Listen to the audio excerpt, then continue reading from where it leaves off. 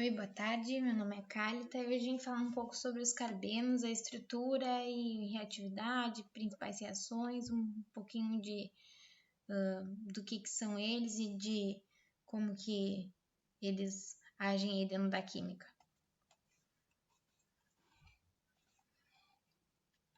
Então, os carbenos eles são espécies neutras, tá? De carbono, né? Que é um carbono divalente e ele é um carbono deficiente em elétrons. Ele tem apenas 6 elétrons na camada de valência. As primeiras espécies de carbono que foram vistas, descobertas, né, e caracterizadas, isoladas, como compostos de coordenação foram vistas, né, como um composto de coordenação nos trabalhos realizados por Schroth e Fischer nos anos 60 e 70. Eles se apresentam, então, aqui tem uma imagenzinha que eu tinha falado, né, ele tem 2 ligantes e ele é deficiente em elétrons. Ele pode adotar 2 configurações eletrônicas que são conhecidas como tripleto e singleto. Em uma dessas, né, no caso do singleto, esses elétrons do par não ligante, no caso, eles se encontram no mesmo orbital. E no caso do carbeno tripleto, eles se encontram em 2 orbitais diferentes.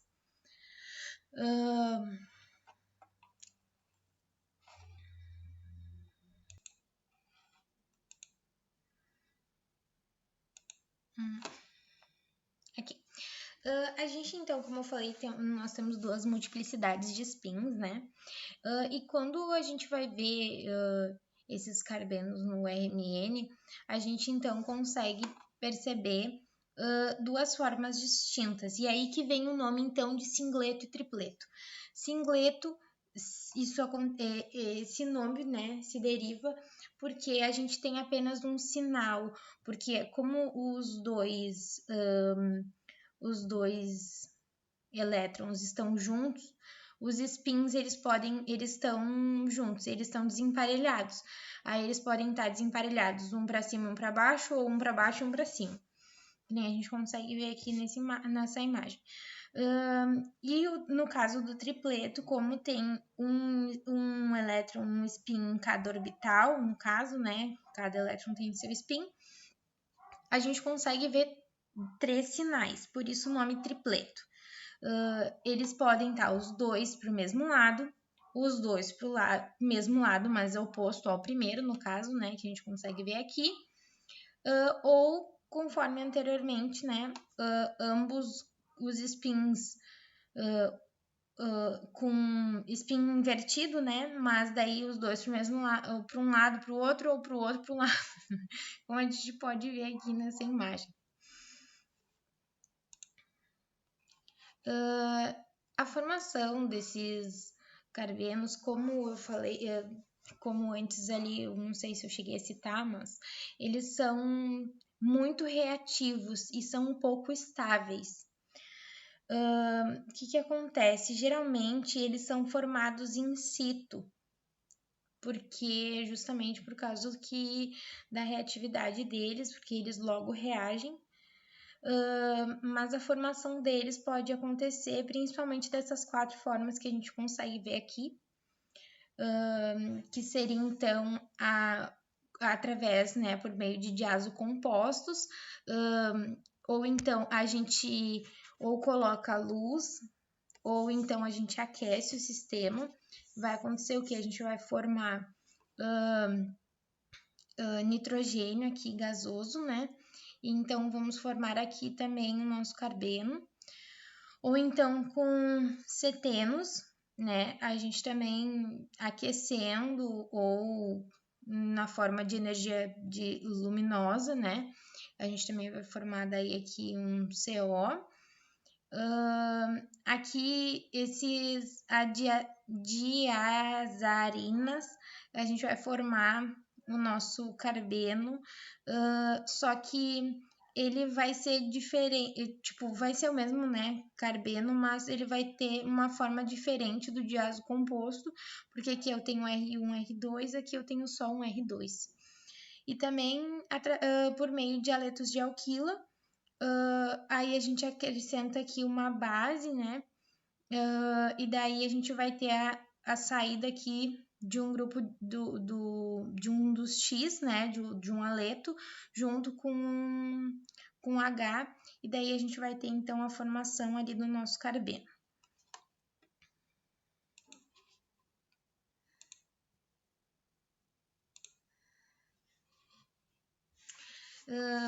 Aqui falando então, né, eu acabei comentando anteriormente da reatividade, né, que por esse motivo então, porque ele é muito reativo, é bem difícil de isolar ele. E essa reatividade, ela está atribuída ao fato que eu já comentei antes, que como ele é deficiente em elétrons, então ele fica muito doido por elétrons, então ele está muito ativo, muito liberado para poder reagir, né? E falando também da reatividade, né? A gente também tem carbenos que eles podem conter ligantes multidentados, e esses são potenciais, né? Tem um potencial muito grande para ser candidato de reação de formação de ligação CC. Porque a proximidade dos doadores, né, sigma forte do grupo carbeno pode facilitar a etapa de adição oxidativa e da dissociação de outros grupos doadores fracos, que pode criar uma coordenação insaturada no caso.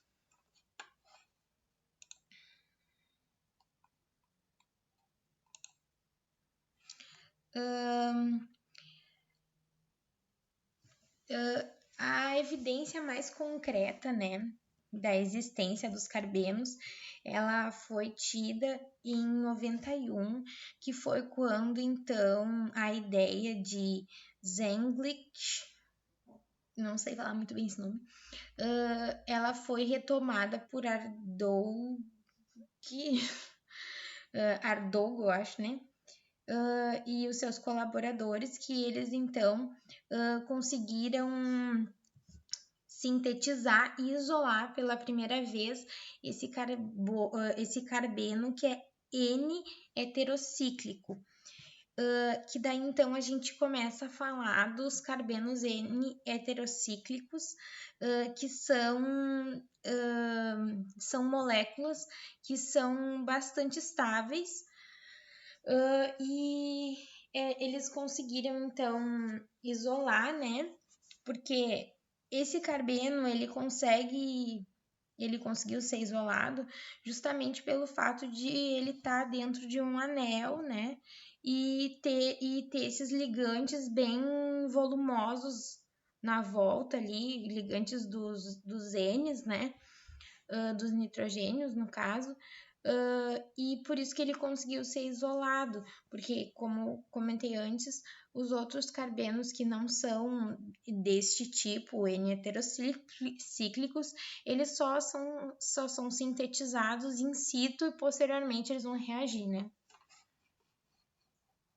E esses compostos, eles têm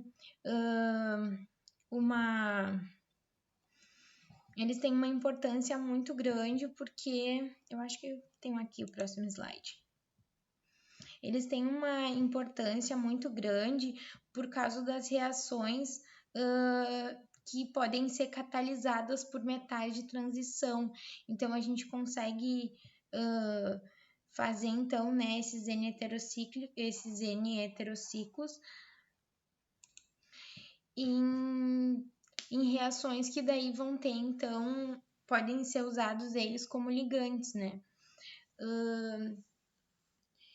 Esses N-heterocíclicos também permitiram um estudo mais prático, que auxiliou no entendimento tanto do comportamento químico desses compostos formados por carbenos.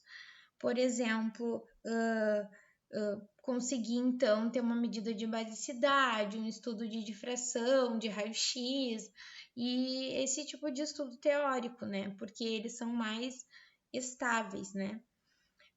E aqui, como eu falei, né, aqueles substituintes volumosos ligados ao nitrogênio, eles oferecem um impedimento estéreo que vai, então, prevenir a dimerização do composto, então, preservando aquele par de elétrons não ligante do carbeno.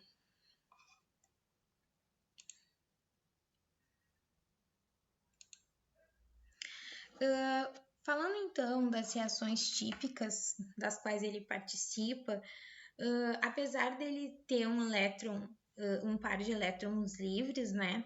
Eles são deficientes em eletronicamente falando.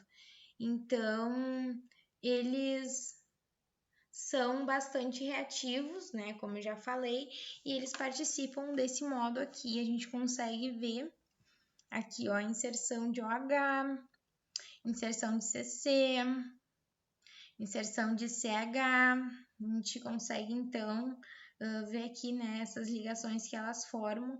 E aqui no meu próximo slide, a gente consegue ver que são consertadas essas reações de adição a alquenos. Elas são reações concertadas e por isso que vai acabar mantendo então a mesma vai acabar mantendo ali se for trans vai acabar sendo trans, né? E se for trans vai dar um produto trans e se for cis vai ser um produto cis também, porque como ele é um processo concertado, né? E aqui daí tem alguns exemplos, né? A gente tem uma dimerização usando 2 carbenos, uma migração aqui, né? Eu tenho ele vai acabar atacando aqui, né? E vai acabar trocando aqui com um H. E a princípio, então, seria isso. Apresentação simples, mas tem muita coisa para falar, mas infelizmente bastante coisa que a gente acha é bastante repetitiva, né? Então eu agradeço a atenção e aqui, como o professor tinha pedido, procurei alguns artigos, também fui atrás do Kleiden, né? E eu agradeço então. Boa noite.